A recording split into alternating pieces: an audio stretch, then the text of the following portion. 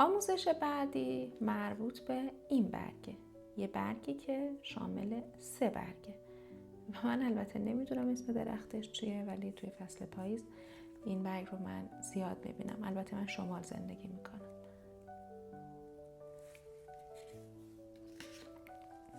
باز هم تقسیم بندی کارتون رو رعایت بکنید و در نظر بگیرید ناخن تقسیم بر 4 هست مثل درس اول.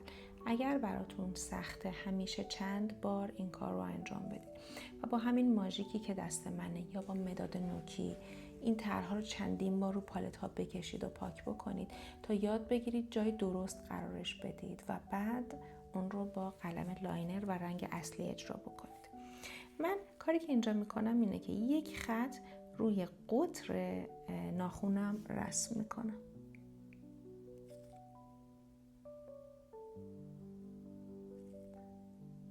چون قلمم رو قطعا توی نقطه فشار میدم این نقطه حجیم‌تر خواهد بود.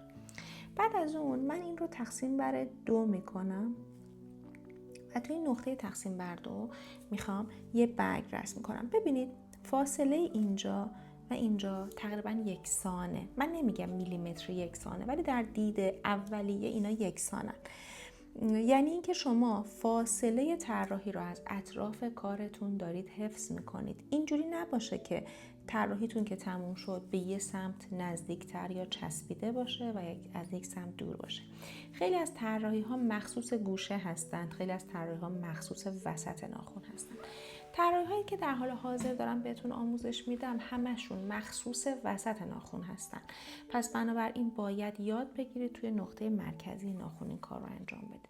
پس من روی قطر یک شاخه کشیدم، اون رو تقسیم بر 2 کردم و بعد در این قسمت یه برگ رسم میکنم.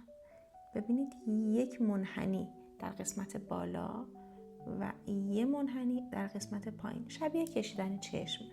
ببینید توی کار رو پالتتون حتما وقتی که دارید نوک برگ رو تیز میکنید قلمتون رو به سمت انتها رها کنید تا تیز بشه. در قسمت پایین هم میتونید این کار رو انجام بدید.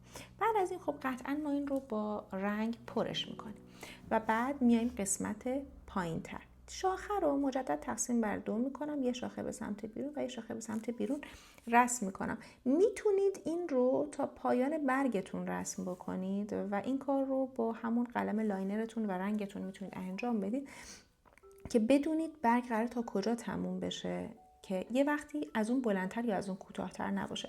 چون توی این سبک طراحی ها قرینه خیلی مهمه و بعد از اون 1/3 این خط برگ رو شروع کنید و به پایانش این تیزش بکنید. در این قسمت هم 1/3 این برگ رو شروع بکنید، یه نیم دایره در قسمت بالا، نیم دایره در قسمت پایین و در انتها هم برگ رو تیزش بکنید و به این ترتیب برگمون تموم شد. ببینید ما تو اجرا شاید برگ بالایی رو که زدیم و شاخش رو 10 ثانیه خشکش بکنیم، بعد 2 تا برگ رو بکشیم، چون ممکنه ما نتونیم خوب ترازمون رو رعایت بکنیم و این رنگ تو این رنگ نشتی بده. وقتی رنگا رو 10 ثانیه خشک میکنیم دیگه جلوی نشتیشون رو میگیریم یا پخش نمیشه. و اگر دوست داشتید میتونید برگاتون رو کمی بزرگتر بکنید، به هم نزدیک بکنید.